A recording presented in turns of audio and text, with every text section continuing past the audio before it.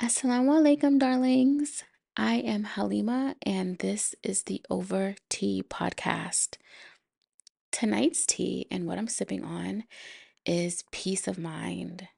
Fun fact, I originally created this tea as an instant migraine and tension headache relief tea, and it does just that.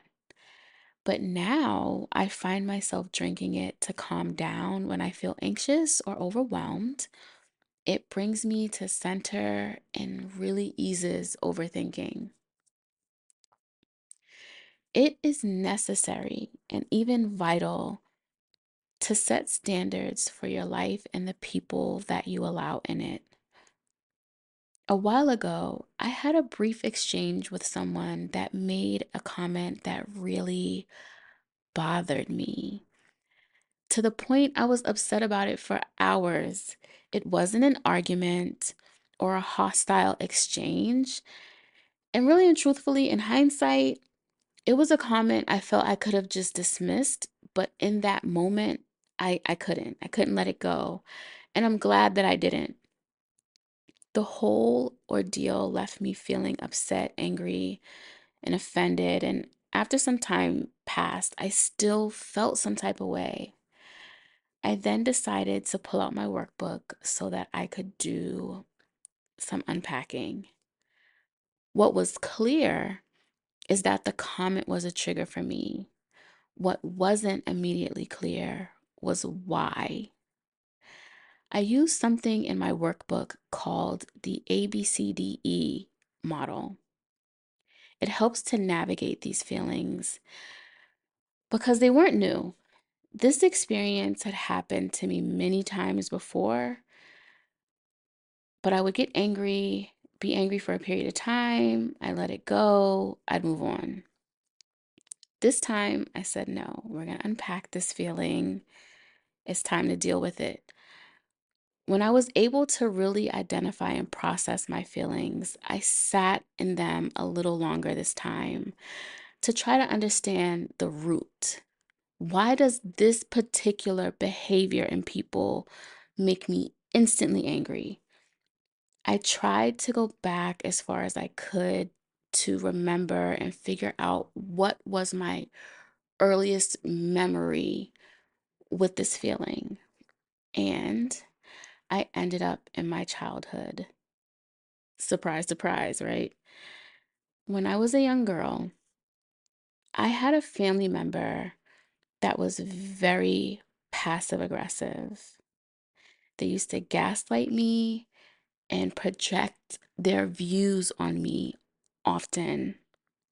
This was not an ideal space for any child. It was very toxic.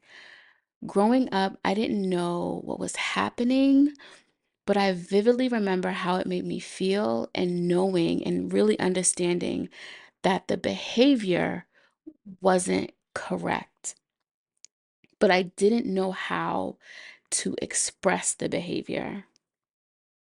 The thing about passive aggressiveness is it's usually paired with other things like complaints or that person feeling cheated or played all the time, as well as cynical, sullen, or hostile attitudes, and most often blatant displays of resentment against people.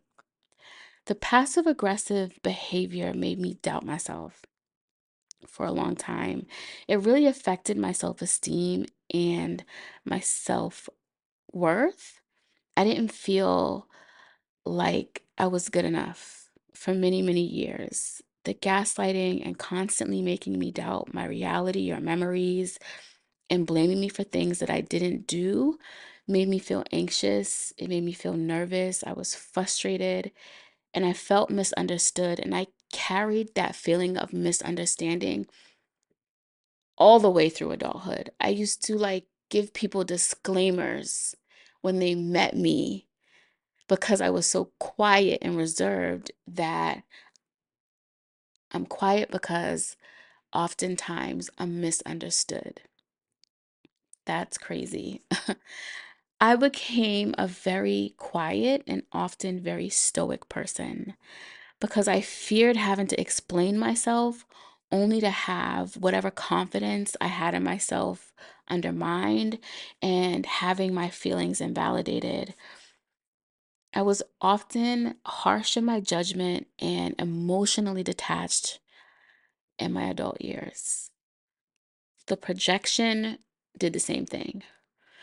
This family member's sometimes cynical and unhealthy belief and false information made it very challenging to disagree.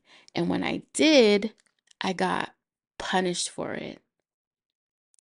Whatever idea they formulated in their mind about what the truth is, they went with that. And even when you brought the truth to them or they figured the truth out themselves, they never apologized. It was just kind of like, okay, well, that's fine. Let's move on. I spent most of my childhood and adolescence in this environment. So that one passive aggressive comment opened a wound that I hadn't fully addressed. But it was all the beginning of me establishing a new boundary. Earlier, I touched on the ABCDE model that I used to help me unpack. It's an activity found in my workbook called Stepping into My Power, a guide to transformative healing.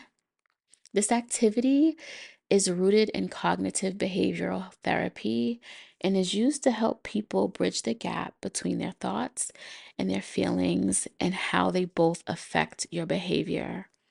It's impactful because it helps you assess your triggers and can also be a tool in identifying where you may need to start to set boundaries with yourself and others. So let's dive a little bit deeper into this concept and how it's applied. I'm only going to speak about the first three letters, A, B, and C. They're acronyms. A is for activating event. So, what was the trigger, whether it's person, place, or thing? B is for beliefs, whether it's in detail or implied, or even if you're not even fully clear on your belief. And C is for consequences, the positive or negative emotions that may arise and affect your behaviors. So, if we apply this concept to my above scenario, it might sound a little something like this. A, the activating event was the passive aggressive comment someone made. It affected me because I have a lower tolerance for indirect communication and I prefer to address conflict head on. B, the belief is me feeling like I'm not able to be trusted with handling the truth or my ability to cope with the truth. As a child, these feelings manifested as frustration, feeling misunderstood and unappreciated. And as an adult, these feelings manifested as anger because I'm feeling like I must protect the helpless version of myself that used to have to sit quiet or endure punishment for expressing how I felt or be in disagreement with something that just wasn't real. C, consequences could mean I end up severing relationships prematurely if I sense a passive aggressive tone.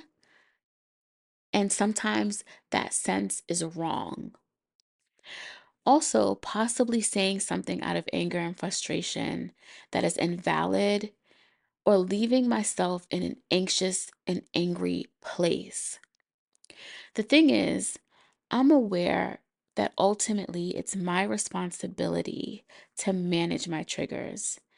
That means understanding them and, if necessary, expressing them and setting a boundary in place for myself and others so I don't feel powerless in the process of healing this wound. Now that we've identified the ABCs, the next thing is to actually set the boundary. A boundary I could set for myself could be to make sure that I communicate my feelings and my expectations, and also disengaging in repeated cycles of conversations that involve gaslighting, projection, or passive aggressiveness, and communicating that in a firm but graceful manner. A boundary that I could set with the other person may sound like saying something to the effect of, I value open and direct communication. It's essential for me that we address any conflicts head on. And if I've done something to frustrate or offend you, please let me know so we can discuss it and resolve it in a beneficial manner. Let me say this: establishing boundaries with yourself and others, whether emotional, physical, intellectual, or time oriented boundaries, will help to improve your overall quality of life. Establishing boundaries with yourself holds you accountable and helps you to become more self disciplined, self loving, and self aware, as well as it makes it easier to communicate the boundaries with other people. Creating boundaries with other people is more than just communicating your levels of comfort. Creating boundaries with others helps to enhance communication. It promotes respect. It fosters trust, supports personal growth and emotional health, and it reduces conflict, among so many other things. Boundaries are so important to relationships. The relationship that you have with yourself and the relationship that you have with other people. Once you've done the work of establishing the boundaries, because that's almost the easier part of things, it becomes time to implement them and put them into practice whenever necessary. And that is the real work. It can be much easier said than done. And this is where having a plan of action can be a helpful tool. Once you've identified the boundary and with whom it needs to be set, a next step could be asking yourself what emotions arise when you don't have this boundary in place. And what techniques will you use to regulate these emotions when they arise? Things like breath work or working out, journaling, talk therapy, all of those things are useful. Identifying how you can regulate yourself becomes very important, and establishing that and having it in your mind early on or in a place where you can access it easily. When those triggers come, you can reference that and start to use some of those tools. And lastly, what are the negative thoughts that you're experiencing during that triggered moment? Are they rational and real, or are they irrational and damaging? And what are some positive thoughts that you can use in place of each negative thought? Establishing and setting boundaries, I said it once and I'll say it again, can be difficult and it really takes work. You'll have moments when you have to realign and even adjust those boundaries, and it's okay. Boundaries change just like circumstances do. Be prepared. And this is the tough part. Some people are going to dislike your boundaries, and you may be shocked at who these people are. People will act in aversion to them because not everybody wants to have boundaries, or they feel like they should be able to have access to you in a very full and unrestricted way, but boundaries are healthy for you and they are healthy for the people that you are establishing them with, even when they don't agree. And the disagreements, they're going to happen. Be prepared for them. And also, I just want to say, keep in mind that setting these boundaries is more about loving and respecting yourself than it is about disappointing others. Just keep that in mind. If people start to get disappointed around you, you're not doing this to offend them. You're doing this to protect you. You're not required to live in anxiety to make anyone else comfortable. If you are subscribed to our newsletter on my website, www.mysistershouse.com, check your email. The full ABCDE module worksheet is included in this email that I sent out today. You will also find the link to the workbook, Stepping into My Power, which is a series of activities based in cognitive behavioral therapy and was especially made to give me and you the tools to navigate and regulate our emotions and improve our responses and behaviors when we are triggered or when we do have beliefs that are damaging. Today's tea, peace of mind, that helps soothe your nervous system, is also available on the site. If you are not a subscriber, I invite you to subscribe to the website. You can just go on and a window will pop up for you to subscribe. And if you would like the full worksheet, you can reach out to me via my website or Instagram. My Instagram handle is Over Tea Podcast, all one word. You're welcome to also ask any questions. And as always, I thank you for sharing your time with me. And cheers until next Sunday.